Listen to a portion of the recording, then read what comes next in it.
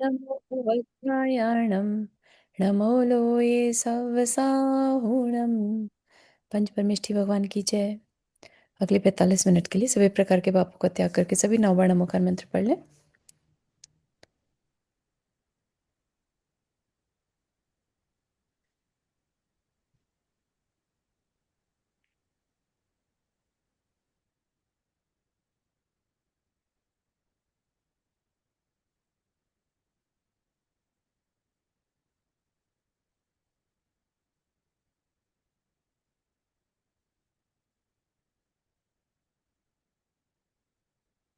तो हमारा जो यहाँ पर टॉपिक चल रहा था दैट इज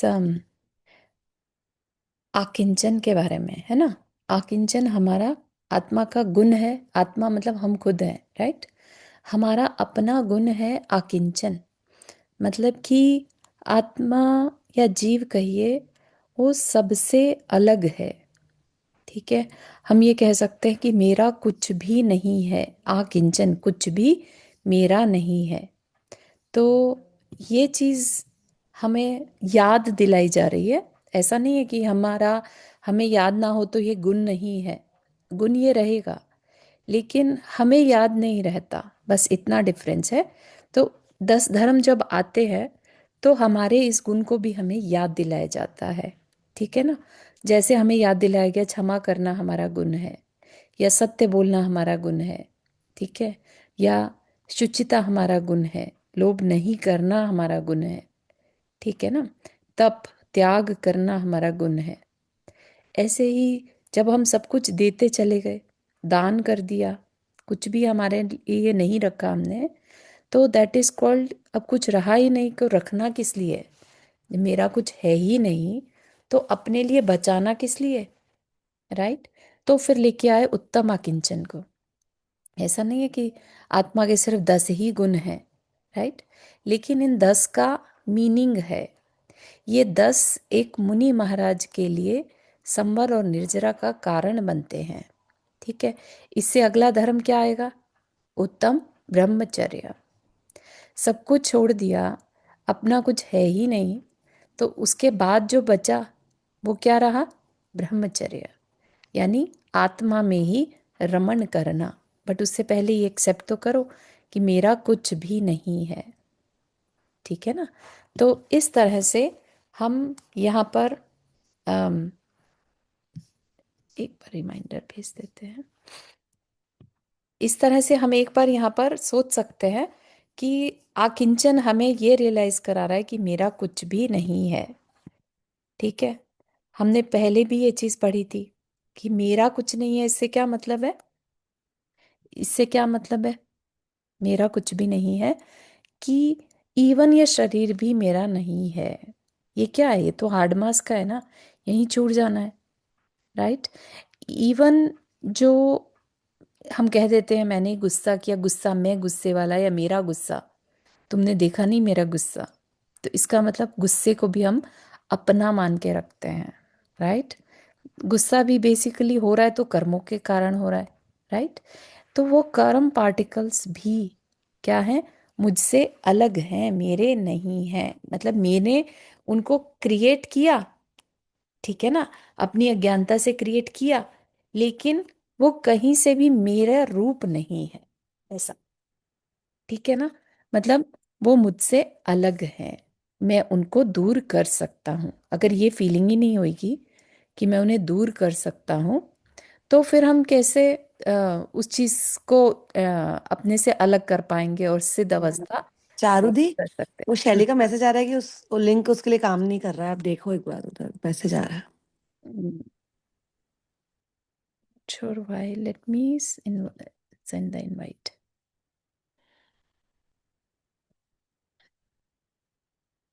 Okay.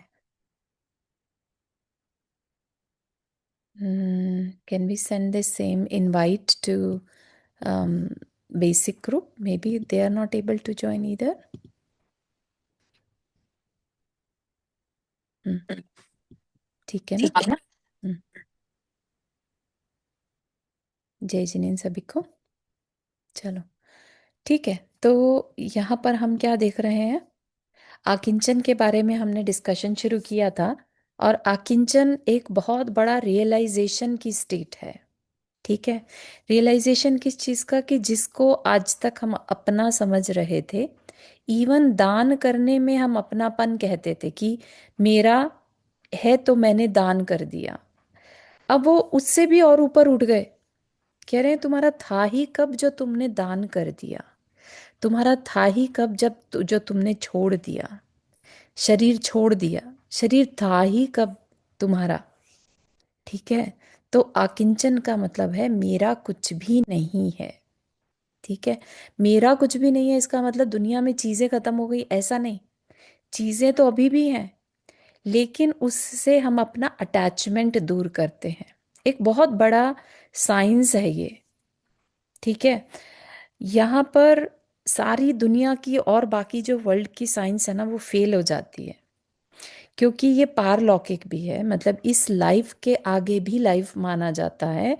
और जीव और कर्म को अलग अलग मानकर, इवन छोटे से छोटा पार्टिकल जिसको कि साइंटिस्ट कभी पकड़ नहीं पाएंगे, कर्म कार्बन पार्टिकल्स, राइट, उनको भी इस सोल से अलग मानता है इस अवस्था में, आकिंचन में। ठीक है। तो हम उस लेवल पर पहुंच रहे हैं जहां हम सोल को एज अ सोल देखना शुरू करें। क्यों करें? क्योंकि हमें आगे जब नेक्स्ट धर्म की चर्चा करेंगे, दैट इज ब्रह्मचर्य। ब्रह्मचर्य मतलब आत्मा में ही चर्या करना। ब्रह्म मतलब आत्मा, चर्या, चर्या मतलब उसी में चर्या करना, यानी उसी में ही रहना। पहले लेकिन जो अपना है ही नहीं, आज तक नहीं हुआ, उस उसको उस रियलिटी को एक्सेप्ट तो करो। क्यों? तो आज जो है हम एक बहुत बड़ा ट्रुथ फील करेंगे कि हम इस जीवन में आए, तब तक हमें ये नहीं पता था कि ये हमारे पेरेंट्स हैं या ये हमारे सिबलिंग हैं, कुछ भी नहीं पता। जिंदगी भर हम उनसे अटैचमेंट हो जा कर लेते हैं, क्योंकि हमें अकेलापन से डर लगता है। हम जो ह्यूमन बीइंग है ना, हमें अकेले रहने से डर लगता है, क्योंकि हमने जिंदगी भर क्या, अनंत काल हमने किसी ना किसी साथ में गुजारा है। कोई ना कोई रिश्ते नाते हमारे साथ हमेशा हमने बना कर रखे हैं। एक मनुष्य को अगर एक आइलैंड पे भी छोड़ दो, एक मूवी देखी होगी कास्ट अवे, राइट, तो एक आइलैंड में भी छोड़ दो तो वो एक नारियल को भी अपना साथी बना के बिहेव करने लगेगा। इतना ज्यादा उसको साथ की आदत पड़ चुकी है, अनादि से उसको आदत पड़ी हुई है। उस आदत को यहाँ पर तोड़ा जा रहा है आकिंचन में। ठीक है ना। यहाँ पर उस ट्रुथ से रियलाइज कराया जा रहा है कि कुछ भी तो मेरा नहीं था, जिसके लिए मैंने आज तक मेरा है मेरा है मेरा है करके मैंने भागे इधर से उधर उधर से उधर, राइट।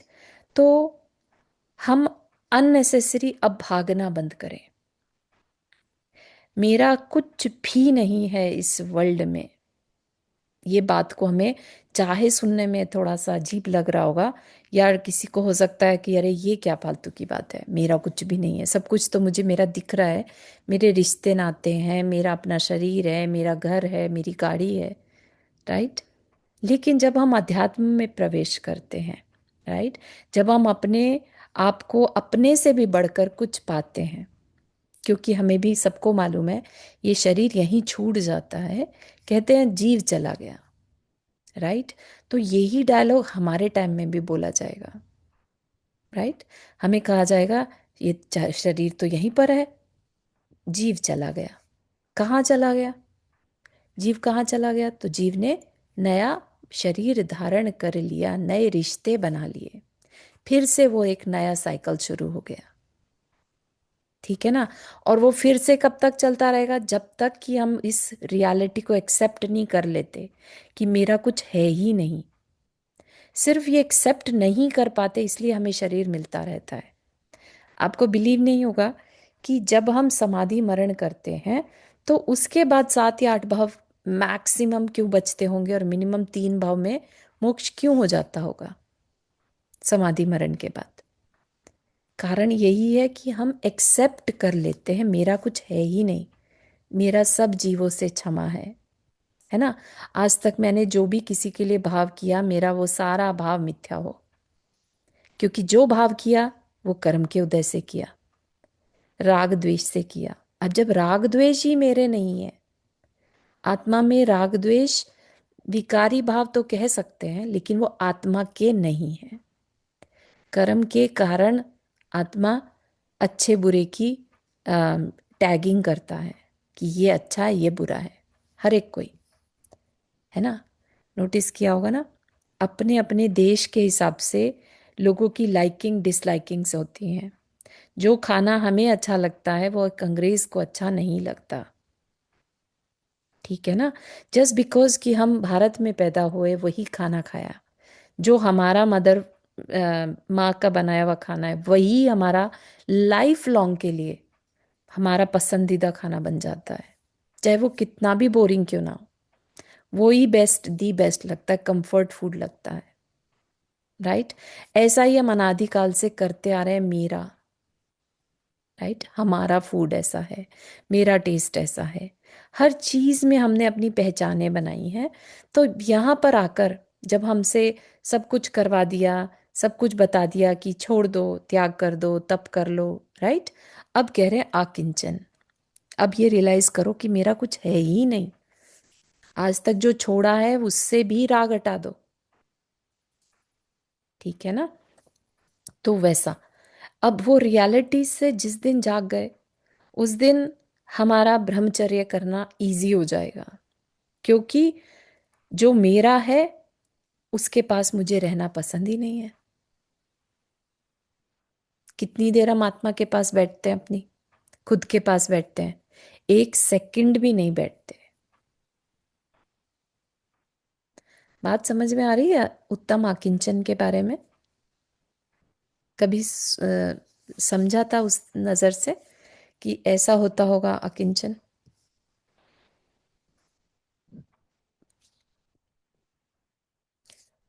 ये बहुत ज्यादा इसमें बार बार चिंतन की आवश्यकता है आकिंचन में। इट्स वेरी सिमिलर टू अन्यत्व भावना जब हम कहते हैं, या एकत्व भावना जब हम कहते हैं, 12 भावना में से, तो इट इज वेरी सिमिलर, ठीक है ना। कि मैं अकेला हूँ, उसमें भी हम ये मान के बैठते हैं कि मैं अकेला हूँ, बाकी सब मुझसे अन्य है। और यहाँ पर भी आकिंचन का मतलब यही है, अकिंचन, किंचित भी मेरा नहीं है, ठीक है। क्या हम सोच पाएंगे ऐसा? कभी होता है कभी मन अंदर से ऐसा फील करने का कि मेरा कुछ भी नहीं है? और जिस समय हम ऐसा करते हैं, आई डू दैट समटाइम, तो इतना हल्का लगता है, क्योंकि कुछ भी एग्जिस्ट नहीं करता, राइट। उस समय पर फिर हमें किसी रिश्ते की चिंता नहीं रहती, किसी परिस्थिति की चिंता नहीं रहती, किसी कमी की चिंता नहीं रहती, किसी ज़्यादा मिल जाए उसकी कोई चिंता नहीं रहती, इच्छाओं की चिंता नहीं रहती, क्योंकि आत्मा का तो कुछ है ही नहीं। वह तो सिर्फ जानने देखने वाला है, राइट, अनंत शक्ति वाला है, दैट्स इट। अमूर्तिक है, वो किसी को दिखता ही नहीं है, ठीक है ना। दैट इज, जो दिखता नहीं है, देखने जानने वाला है, वो मैं हूं।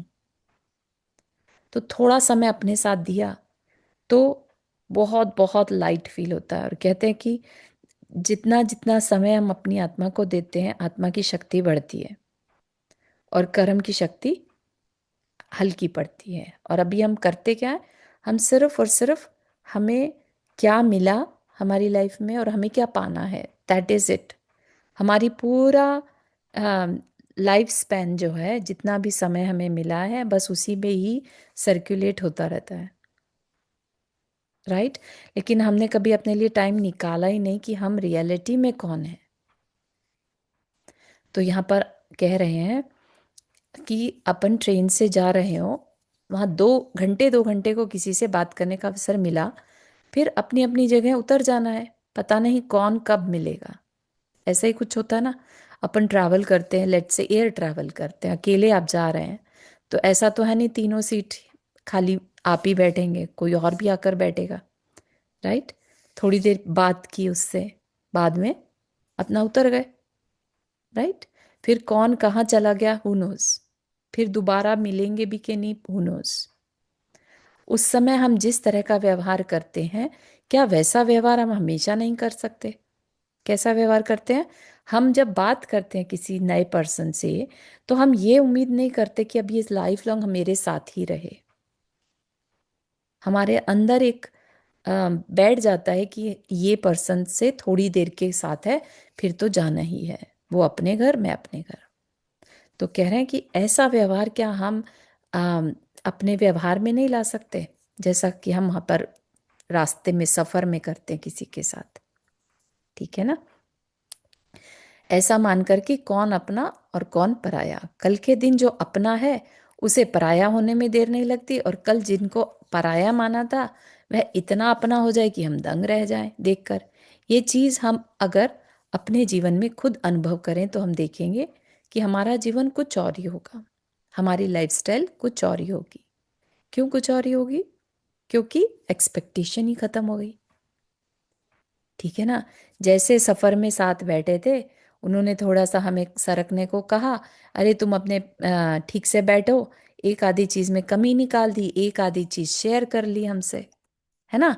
तो हमें अच्छा भी लगा और बुरा भी लगा, लेकिन फिर भी अंदर में कोई खास शिकायत नहीं थी। क्यों नहीं थी?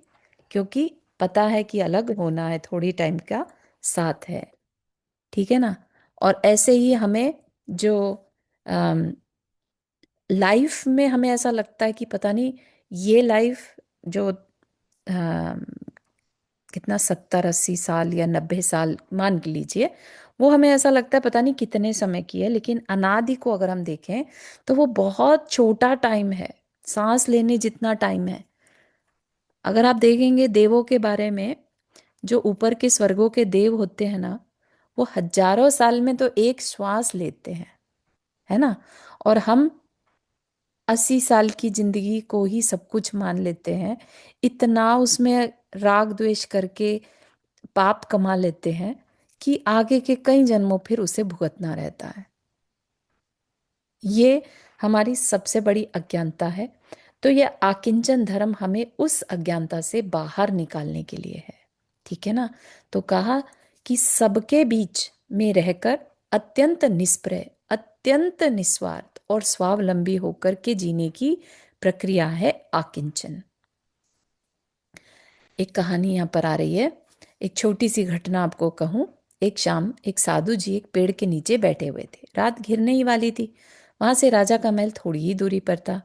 राजा अपने महल की खिड़की से खड़े हुए देख रहे थे कि रात घिरने को है, और ये बाबा जिनके पास ठीक से पूरे कपड़े भी नहीं है, रात कैसे व्यतीत करेंगे। चलो देखते हैं, यदि वे अपने महल में आ जाए तो। महल तो कितना खाली पड़ा है, कहीं भी ठहर जाएंगे। लेकिन अगले ही क्षण मन में ये भी आया कि अगर मना करेंगे तो मानूंगा कि सच्चे साधु हैं, है ना।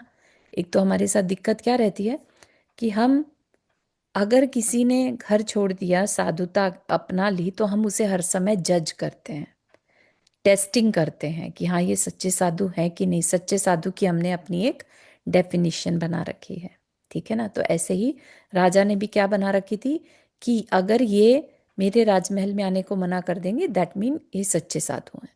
और यदि मना नहीं करेंगे, आ जाएंगे, तो थोड़ा लगेगा तो कि कैसे साधु हैं, मन ही मन में, है ना। किसी की निष्प्रहता बाहर वाणी और क्रियाओं में दिखाई पड़ती है, और किसी के मन की निष्प्रहता ऐसे सहज रूप से दिखाई नहीं पड़ती। और वर्तमान में कोई अपनी वाणी से कहे कि मैं बहुत निष्प्रह हूँ, या कि वैसी निष्प्रहता का दिखावा करे, तो हम उसे निष्प्रह ही मान लेते हैं। पर अंतरंग में कोई कितना निष्प्रह ही है, ये तो तब मालूम पड़ता है जब वह उन सब चीज़ों के अभाव में भी शांति के साथ रह ले। निष्प्रह ही मतलब डिटैच्ड, ठीक है। तो कोई कितना भी मुंह से कहता रहे मुझे नहीं फर्क पड़ता, मिले तो ठीक, नहीं मिली तो ठीक, वास्तव में वो चीज उससे दूर हो जाए और फिर भी वो वैसा ही डायलॉग मारे या बिल्कुल शांत रहे, तब कह सकते हैं हाँ वास्तव में ये डिटैच था। एक है कि बोलता तो जा रहा है, लेकिन अंदर ही अंदर इच्छा है, वो किसी को दिखाई थोड़े ना पड़ रही है, ठीक है ना। तो कहा कि अंतरंग में कितना निष्प्रही है, अंतरंग से कितना डिटैच है। और ये कब पता चलता है? जब चीजों के अभाव में भी वह शांति से रह ले। चीजों के सद्भाव में तो मुझे कुछ नहीं चाहिए, मुझे बड़ा संतोष है, मुझे किसकी जरूरत है, ऐसा बोलते हुए पाए जाते हैं। आप अपने पास सब कुछ सुविधाएं हैं यहाँ पर, राइट? तो हमें लगता है कि अरे लोग पता नहीं इतनी मारामारी करते क्यों हैं। लेकिन वहीं आप एक झुग्गी झोपड़ी में या चौल में रहने वाले लोगों की लाइफ देखें, है ना। कुछ टाइम पहले, समय पहले देखी थी ना एक मूवी गली बॉय, ठीक है ना। मतलब देख के भी ऐसा लग रहा था कि ये भी एक लाइफ है, अनबिलीवेबल। और वहां पर रहने वालों के भाव जो होते हैं कि मुझे ये भी चाहिए, मुझे वो भी चाहिए, वो तो वो चाहेंगे ही ना। हमारे पास सब कुछ है तो हम सोच रहे हैं अरे पता नहीं क्यों इतनी मारामारी रहती है चीजों के पीछे, क्योंकि हमें सब कुछ मिल गया है। तो हम कहते हुए पाए जाएं कि हमें तो जरूरत ही नहीं थी, क्योंकि अब मिल गया। ठीक है ना। नहीं हो कोई चीज लाइफ में तो हम शांत रहें, तब कहा जाएगा हम बहुत डिटैच्ड हैं। ठीक है। तो ये भी बहुत जरूरी इस बात समझने की है कि सारी सुख सुविधा की सामग्री मिलने के बाद हम कहें हमें क्या जरूरत है, हमें किसी चीज की जरूरत नहीं रहती, हम तो बहुत शांत रहते हैं। ऐसा नहीं समझना। ठीक है ना। क्योंकि पुण्य के उदय से मिला है, बहुत अच्छी बात है कि हाव हाव नहीं है। लेकिन हम ये भी ना माने कि हमारी साधना हो गई है। साधना कब कहलाएगी? जब चीजों का अभाव हो और फिर भी हम शांत रहें। उसी के लिए व्रत आदि किए जाते हैं कि चीजों के अभाव में हम कैसा बिहेव कर रहे हैं। ठीक है ना। वो भी अपनी ही टेस्टिंग होती है कि रस छोड़ दिया, उपवास कर लिया, चीजों का त्याग कर दिया, राइट, ये देखने के लिए कि मेरे अंदर वो डिस्टरबेंस आ रही है कि आई एम गुड किसी भी अवस्था में। साधु भी यही कर रहे होते हैं, राइट। वो भी अपनी टेस्टिंग करते रहते हैं।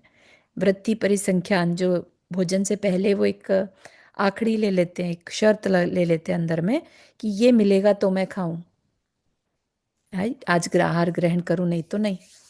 ये क्या है?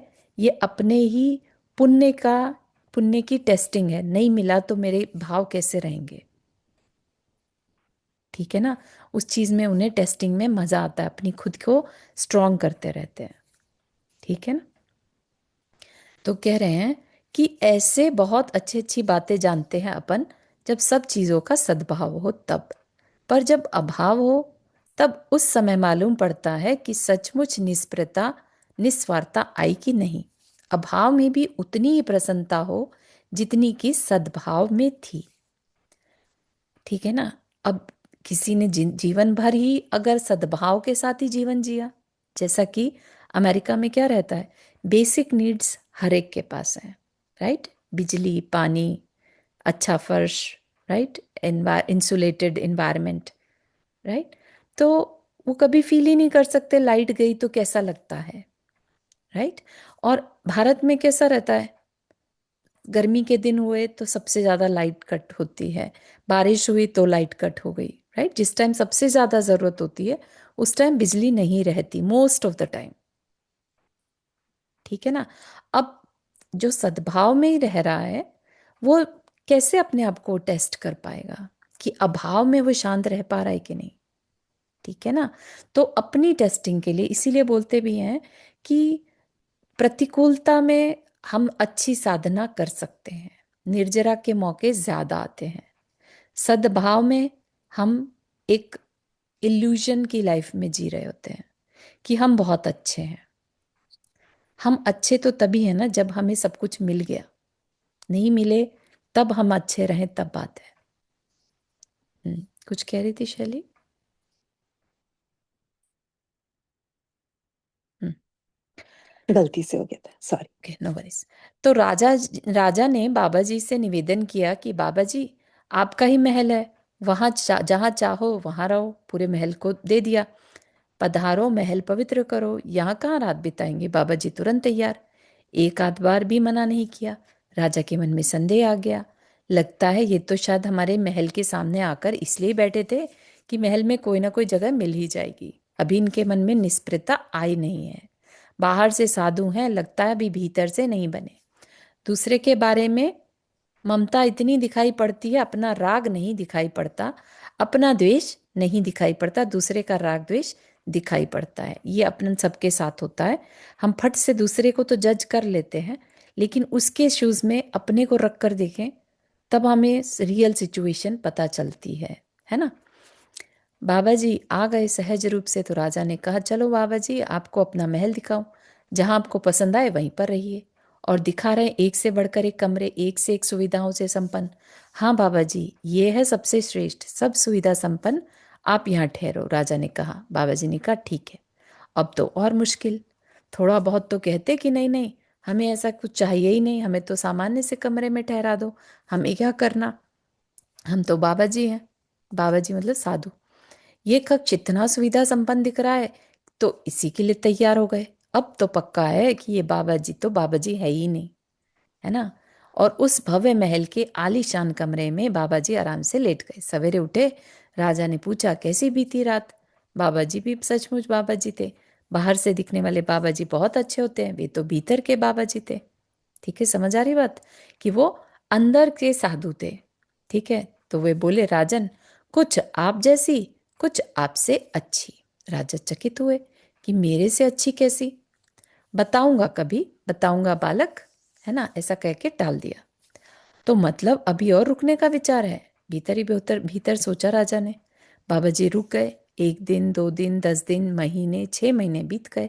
एक दिन राजा ने कहा बाबा जी, अब तो मुझ में और आप में कोई अंतर दिखाई नहीं पड़ता, पर मैं जब भी आपसे पूछता हूँ कैसे गुजरा आपका दिन, कैसी गुजरी आपकी रात, तो आप कहते हैं कुछ मेरे जैसी और कुछ मेरे से भी अच्छी।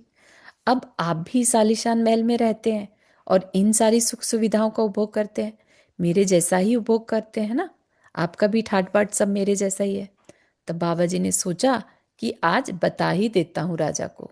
उन्होंने राजा से कहा उठाओ मेरा कमंडलू, थोड़ा घूम कर आते हैं, वहीं बात करेंगे अपन, क्या राजमहल में बात करें। राजा चले कमंडल उठाकर, बाबा जी आगे आगे, राजा जी पीछे पीछे, बस चले जा रहे हैं। अरे ठहरो तो बाबा जी, राजा ने कहा, अब बहुत दूर आ गए, जो कहना है बस यहीं कह दो। बस बेटा थोड़ी दूर और। बाबा जी बोले वह जो नदी दिख रही है उसके पार चल के। राजा ने कहा नहीं बाबा जी, नदी के उस पार तो नहीं जा पाऊंगा। क्यों? अरे इतना बड़ा महल छोड़कर आया हूं, उसकी रक्षा कौन करेगा? वह मेरा महल है, मेरे बिना उस महल की शोभा ही नहीं रहेगी। बाबा जी मैं तो लौटूंगा, राजा ने कहा। तो सुनो, बाबा जी कहने लगे, अब तो मैं नहीं लौटूंगा। अरे बाबा जी, राजा कहने लगे, इतना बढ़िया महल, वहां आप 6 महीने रहे, अब आप अब कहाँ जंगल में रहेंगे, चलिए लौट चलिए। बाबा जी ने कहा राजन, मैं वर्षों जंगल में ही रहा हूँ, 6 महीने तुम्हारे महल में रहा, जैसे जंगल में रहता था वैसे ही तुम्हारे यहाँ रहा। ना जंगल मेरे भीतर आता था, ना मैंने महल अपने भीतर आने दिया। ठीक है ना। तो हम, क्या मतलब हुआ, ना जंगल मेरे भीतर आता था, जैसे मेरा पास्ट था, ना मेरे पास्ट ने मेरे प्रेजेंट को इम्पैक्ट किया, ना मेरे करंट जो मैं जहाँ रह रहा हूँ उसने भी अब मेरे महल मेरे भीतर नहीं आने दिया। अब उठकर चल दिए तो चल दिए। मैं महल में रहा जरूर, लेकिन मैंने महल को कभी अपना नहीं माना। तुम अपना मानते हो तो लौट जाओ, मैं तो अपना मानता ही नहीं, इसलिए लौटने का कोई सवाल ही नहीं। और बाबा जी आगे बढ़ चले। यहाँ अपना पराया कोई नहीं। मेरे ख्याल से हमारे लिए ये संदेश पर्याप्त है कि हम इन सब चीज़ों के बीच में रहें या इन सब चीज़ों को छोड़कर रहें। यदि उन चीज़ों के प्रति हमारे मन में अपने पराये का भाव नहीं है, तो हम कहीं भी रहें, सहज रूप से अपना जीवन व्यतीत कर सकते हैं। ठीक है ना। जैसे कि इस मामले में जो भरत चक्रवर्ती हैं, उनका एग्जाम्पल सब जगह लिया जाता है कि भरत घर में भी बैरागी। क्यों, कैसे पॉसिबल रहा?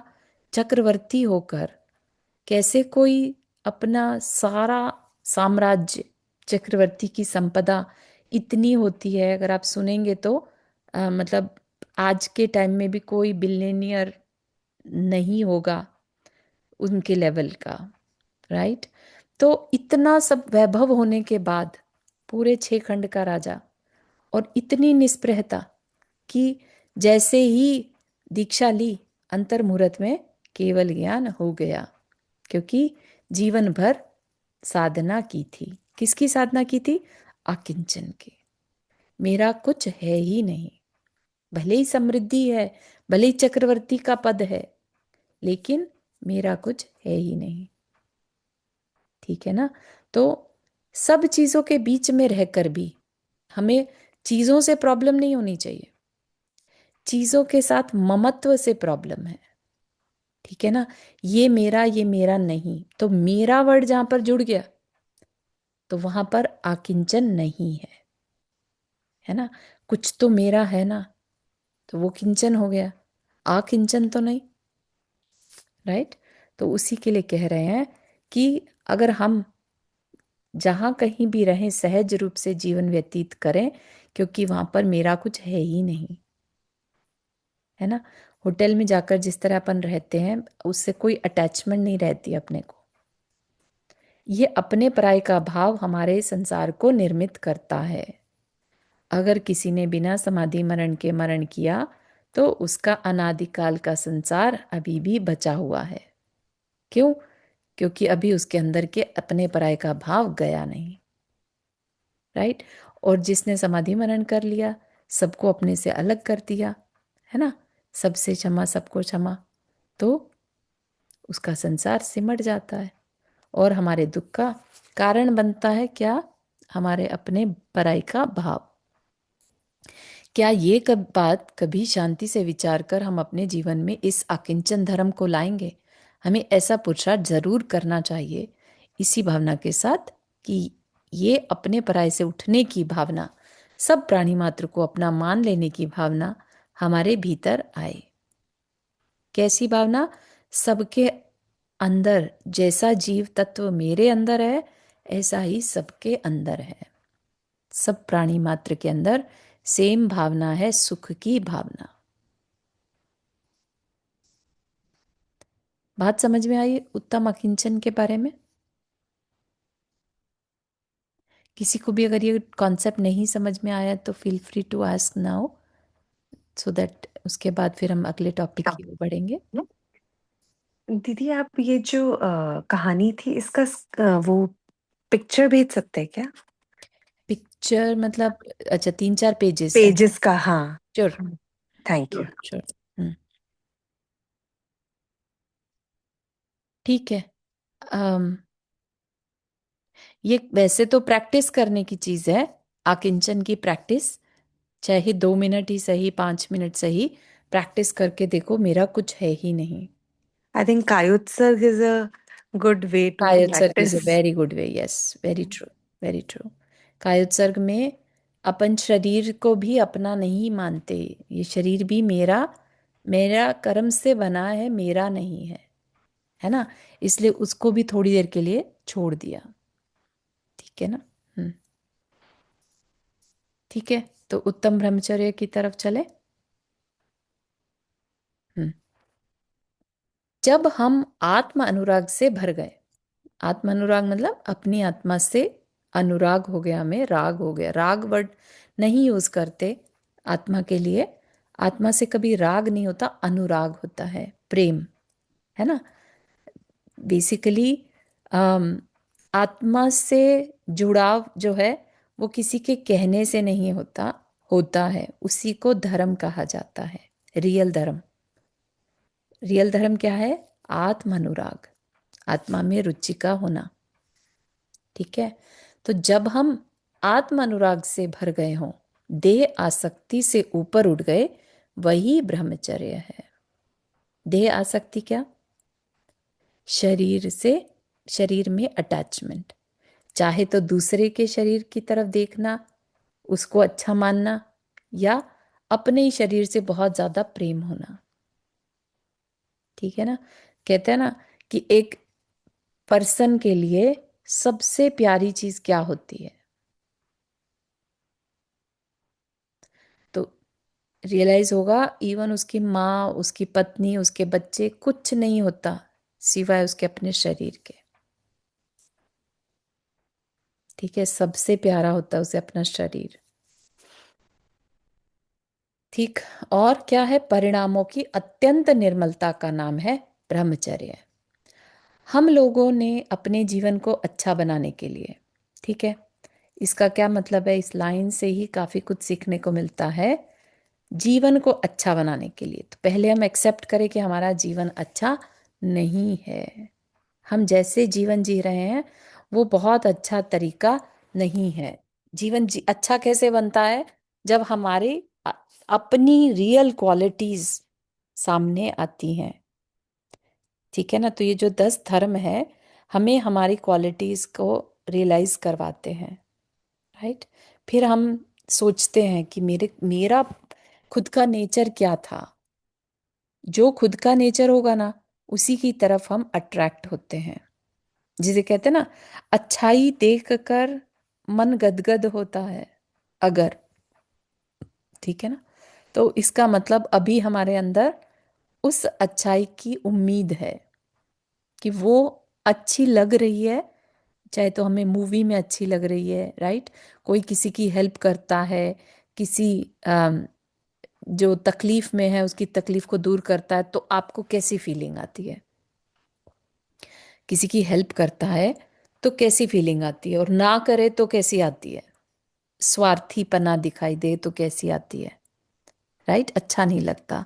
और कोई किसी की हेल्प कर दे तो खुशी होती है, अच्छा लगता है, राइट।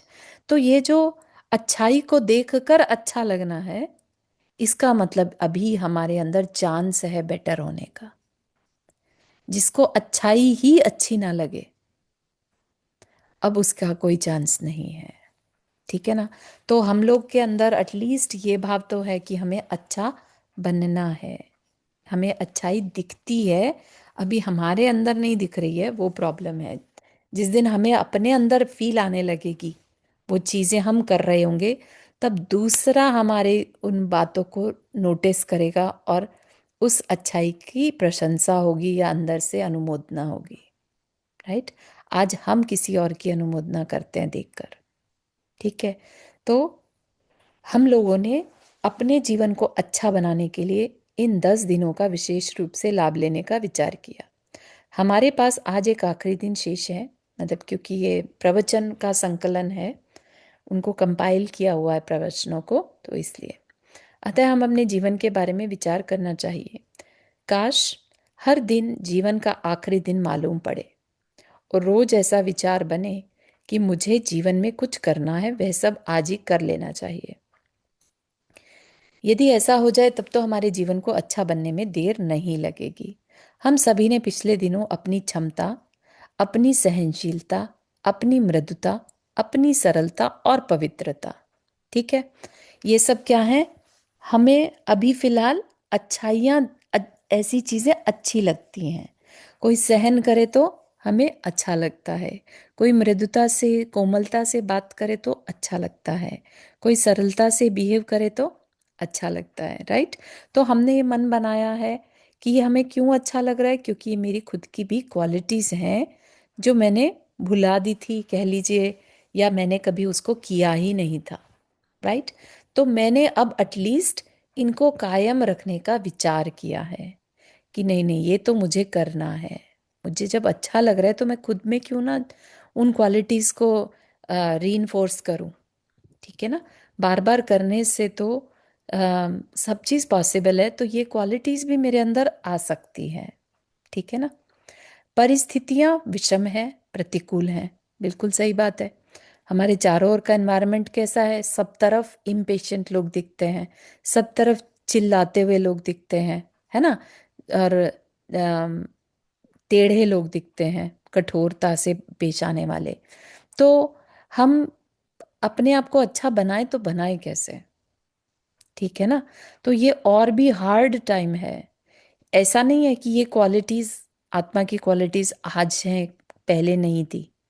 ये तो अनादिकाल से हैं, राइट। लेकिन हम पढ़ रहे हैं जिस समय पर, ये क्या समय चल रहा है, पंचम काल चल रहा है।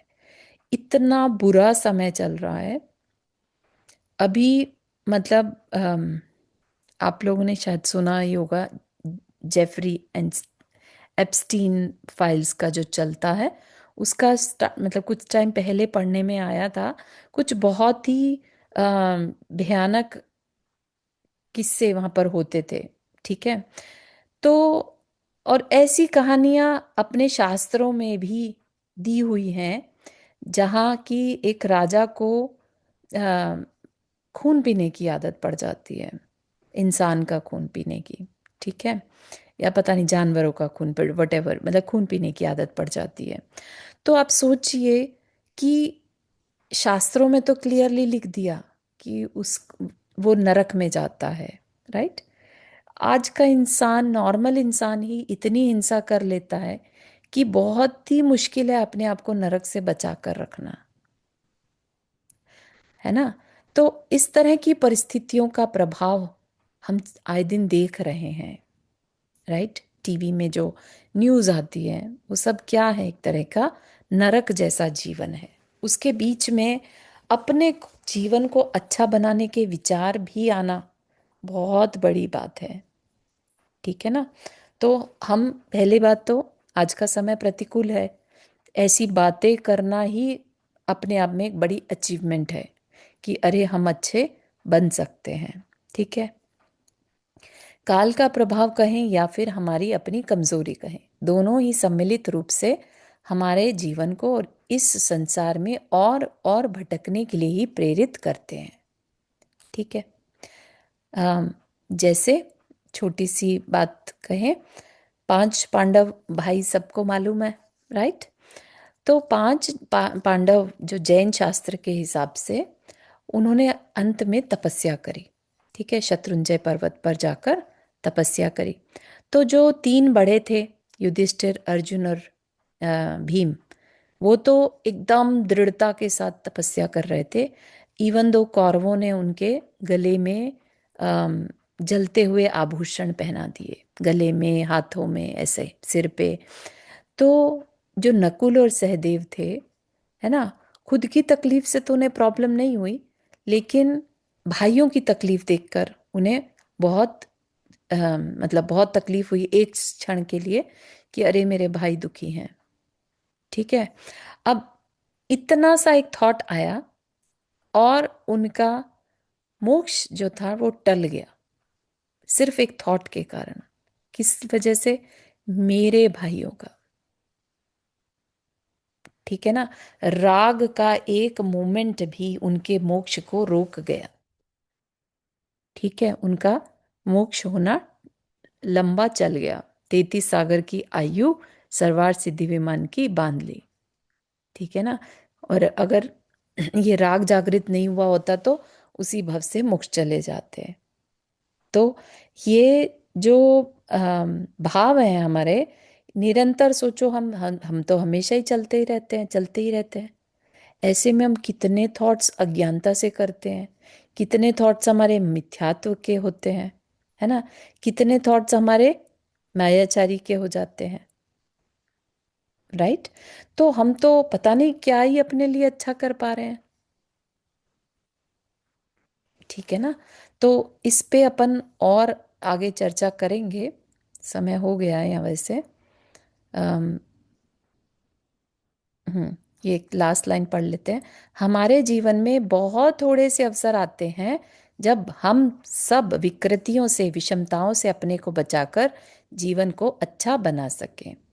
ठीक है ना। तो ये जो लाइन इवन यहाँ पर बताई है कि बहुत थोड़े मौके आते हैं, है ना। बहुत ही रेयर वो मोमेंट आता है जब हमें लगता है कि हम अपने जीवन को अच्छा बना लें। इसका मतलब आपने बहुत टाइम निकाल दिया जब आपको कुछ अच्छाई दिख तो रही थी, लेकिन मैं उसको कैसे जीवन में लाऊं वो नहीं समझ में आ रहा था, राइट। वो टाइम अब जाकर आया जब वाकई में उसको अच्छा बनाने का और अवसर अपने जीवन में बार बार लाने लगे। That is what swadhyay and satsangati can change our life towards good. ठीक है ना। क्योंकि हम बार बार अच्छी बातें सुनेंगे तो अच्छा बनने का जो मन है ना वो ज्यादा रीइंफोर्स होगा। अदरवाइज कैसा है, परिस्थितियां विषम है, प्रतिकूल है। हमें दूसरी तरफ खींचने वाले लोग ज्यादा हैं, है ना। कितने सोचो, बिलियंस ऑफ लोगों में कितने लोग हैं जो धर्म को, वास्तविक धर्म को, नॉट जस्ट दिखावे के धर्म को या मिथ्या धर्म वाले बात नहीं कर रहे हैं, जो रियल धर्म को जानते हो, ऐसे 0.0001% होते होंगे। ठीक है ना। तो अपनी गिनती एटलीस्ट उन लोगों में अब आनी शुरू हो गई है, एटलीस्ट, क्योंकि हमने अपने जीवन को अच्छा बनाने का मन बना लिया है। राइट। अब हमें जगह जगह पर अच्छाई दिखने लगी है कि मुझे भी ऐसा बनना है। ठीक है ना। तो इस तरह से अम, अपन अपने जीवन को अच्छा बनाने के लिए यहाँ पर इकट्ठे हुए हैं, और आगे भी उसको, प्रोसेस को कंटिन्यू करेंगे। ठीक है, यहाँ तक कि किसी को कुछ पूछना है?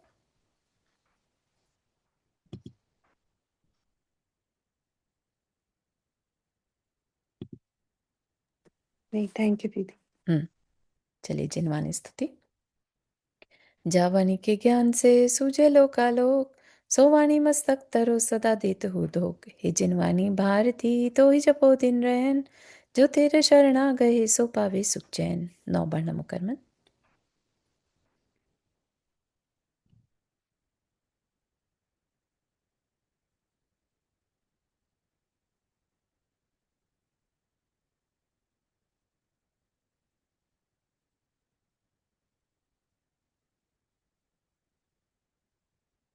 सबको जय जिनेन्द्र।